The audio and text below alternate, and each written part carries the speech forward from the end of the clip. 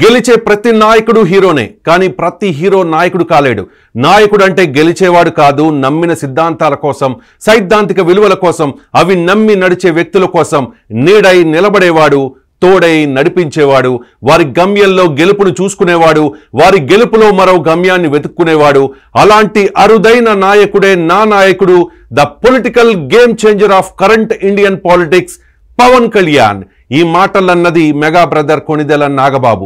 ఆనాటి ప్రజారాజ్యం నుంచి ఈనాటి జనసేన వరకు అన్నకు తమ్ముడిగా, తమ్ముడికి అన్నగా, కొండంత అండగా మెగా ఫ్యామిలీకి టవరింగ్ పర్సనాలిటీగా ఉన్నారు నాగబాబు. అన్న చిరంజీవి గురించి కానీ, తమ్ముడు పవన్ కళ్యాణ్ గురించి కానీ ఎవరైనా తప్పుగా మాట్లాడితే వారి తాట తీయడం నాగబాబు నైజం. వ్యక్తిగత జీవితంలో ఎంత రెబల్గా ఉంటారో రాజకీయాల్లో అంతకు మించి లౌక్యంగా ఉంటారు. తమ్ముడి మాటకు ఎదురు చెప్పరు. వయసులో చిన్నవాడైనా తనకు పవన్ తమ్ముడైనా అధినేతను అధినేతగానే చూస్తారు. జనసేన పార్టీ జనరల్ సెక్రటరీగా అధ్యక్షుడు పవన్ కు ఆ గౌరవం ఇస్తూనే ఉంటారు. టీడీపీతో పొత్తు విషయంలో గత అనుభవాల దృష్ట్యా మెగా ఫ్యామిలీలో భిన్నాభిప్రాయాలున్న నాగబాబు మాత్రం పవన్ మాటే శాసనంగా భావించారు.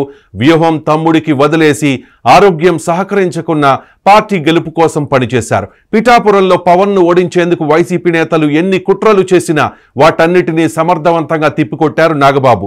వర్మ అనుచరులు జనసేన కేడర్ను కవ్విస్తున్నా తొందరపడలేదు. సొంత పార్టీ నేతల్ని కంట్రోల్ చేస్తూ కూటమి నేతలతో కోఆర్డినేట్ చేసుకుంటూ తమ్ముడు పవన్ కు రికార్డు విజయాన్ని అందించారు. ఇక ప్రజారాజ్యం సమయంలో యువరాజ్యం అధ్యక్షునిగా పవన్ బాధ్యతలు నిర్వహిస్తుంటే అన్న చిరంజీవి విజయం కోసం తిరుపతి, పాలకొల్లుల్లో ప్రచారం చేయడంతో పాటు 50కి పైగా నియోజకవర్గాల్లో నాగబాబు పీఆర్పీ అభ్యర్థుల కోసం ప్రచారం చేశారు. అన్న చిరంజీవి జోలికి వచ్చిన ఏ ఒక్కరిని వదిలిపెట్టలేదు నాగబాబు. మెగా ఫ్యామిలీ ఎదుగుదలను చూసి భరించలేక చిరంజీవిపై విషం చిమ్మిన జీవితా రాజశేఖర్, మోహన్ బాబు లాంటి వాళ్లకు ఆనాడే చెప్పుతో కొట్టినట్టు సమాధానం చెప్పేవారు నాగబాబు. అన్న జోలికి వస్తే ఎవరినైనా వదిలిపెట్టారు. అందుకు గరికపాటికి నాగబాబు ఇచ్చిన కౌంటరే ఉదాహరణ. 2019 ఎన్నికల్లో నర్సాపురం లోక్సభ అభ్యర్థిగా నాగబాబు జనసేన పార్టీ నుంచి పోటీ చేశారు. ఒక్క రూపాయి కూడా ఖర్చు పెట్టకుండా జీరో బడ్జెట్ పాలిటిక్స్ అంటూ నాగబాబు చేసిన ప్రయత్నం సక్సెస్ కాలేదు. టీడీపీ, వైసీపీ, జనసేనల మధ్య త్రిముఖ పోరులో 21% ఓట్ షేర్తో 2,50,000 ఓట్లు దక్కించుకున్నారు. ఇక టీడీపీ, బీజేపీ, జనసేనల మధ్య పొత్తు కుదిరిన తర్వాత పొత్తు ధర్మాన్ని అనుసరించి తాను పోటీ చేద్దామనుకున్న అనకాపల్లి పార్లమెంట్ స్థానాన్ని భారతీయ జనతా పార్టీకి త్యాగం చేశారు నాగబాబు. బీజేపీ అభ్యర్థి సీఎం రమేష్ విజయం కోసం ప్రచారం కూడా చేశారు. సనాతన ధర్మాన్ని బలంగా నమ్మే నాగబాబుకు టీటీడీ చైర్మన్ పదవి ఇవ్వాలనే డిమాండ్ జనసేన నాయకులు లేవనెత్తినప్పుడు సున్నితంగా తిరస్కరించారు.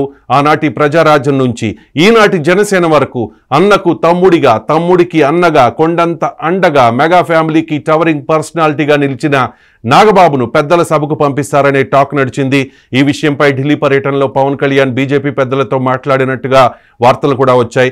రాజ్యసభకు పోటీ ఎక్కువగా ఉండడంతో టీడీపీ తరపున బీదా మస్తాన్ రావు, సానా సతీష్లకు, భారతీయ జనతా పార్టీ నుంచి ఆర్ కృష్ణయ్యలకు ఆ అవకాశం దక్కింది. దీంతో నాగబాబును ఏపీ క్యాబినెట్లోకి తీసుకోవాలని కూటమిలోని 3 పార్టీలు ఒక నిర్ణయానికి వచ్చాయి. డిప్యూటీ సీఎం పవన్ కళ్యాణ్ పెట్టిన ప్రపోజల్కు సీఎం చంద్రబాబు ఒప్పుకోక తప్పలేదు.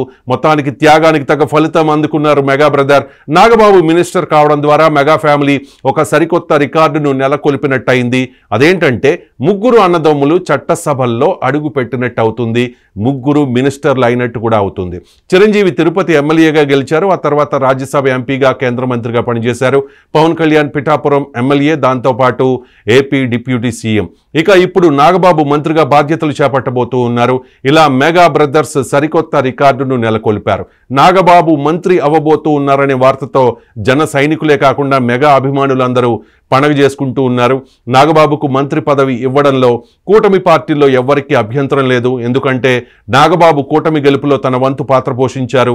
3 పార్టీల మధ్య ఓట్ ట్రాన్స్ఫర్ కావడానికి కష్టపడ్డారు. పిఠాపురంలో క్షేత్రస్థాయిలో పర్యటించి జనసేన, టీడీపీల మధ్య ఓట్ ట్రాన్స్ఫర్ అవ్వడానికి నాగబాబు చాలా కృషి చేశారు, సక్సెస్ అయ్యారు కూడా.